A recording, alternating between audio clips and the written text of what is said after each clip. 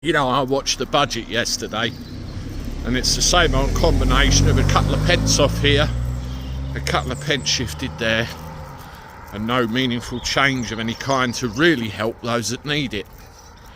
We've had this for years. It's another example of why I believe the establishment, or the parties that make up the establishment, are no good and need to be consigned to the dustbin. I'm sure you agree with that. If you do, subscribe to the channel.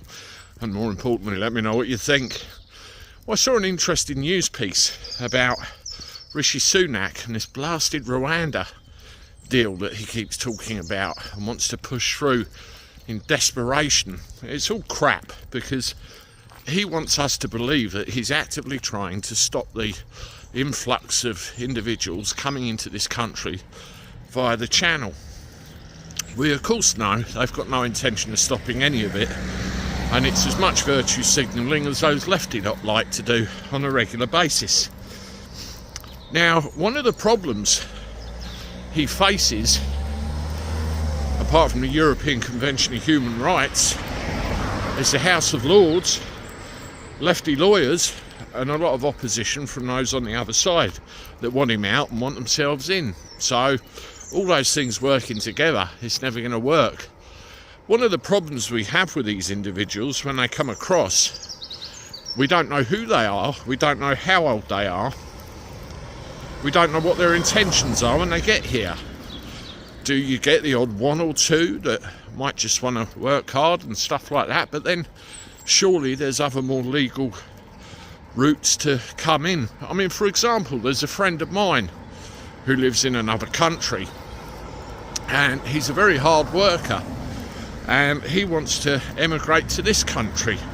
He wants to do the right thing, he wants to work hard, and he wants to get on. But the cost of actually doing this legitimately is unbelievable.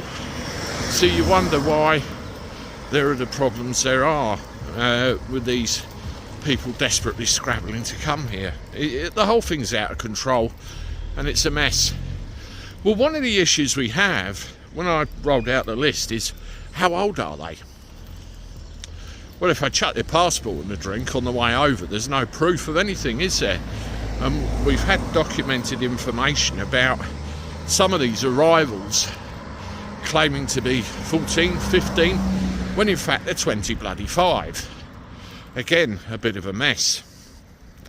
And then they find out after the fact, and they're talking about scans and dental records and all that sort of thing.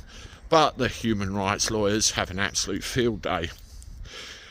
What they wanted to do with the Rwanda plan, they wanted to get a situation where they didn't have to rely on a court's consent with regard to proof of age before they took the person and removed them and sent them to Rwanda. So what happens when it goes through the House of Lords? Yes, you guessed it, it was defeated. Overwhelmingly, something like 200 odd votes said that that provision needs to be put back in. They need to be assessed in a court before it's decided to remove them. So it puts yet another scupper in the spoke, really, of the wheel that keeps stuttering going round. He's got to realise that this scheme, I nearly said scam then, same thing, isn't it? It's not going to work. It was never meant to work. I don't think they ever had any intention of it working. Do you? Let me know what you think. It's quite obvious what's required.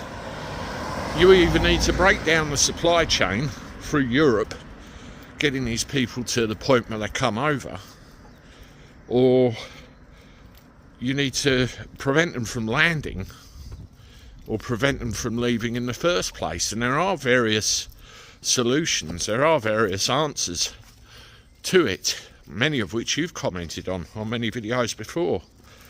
Let me know what you think in the comments. Thank you very much as always for watching. Man, did a Cabby. Here's another video. I look forward to talking to you again soon. Toodaloo.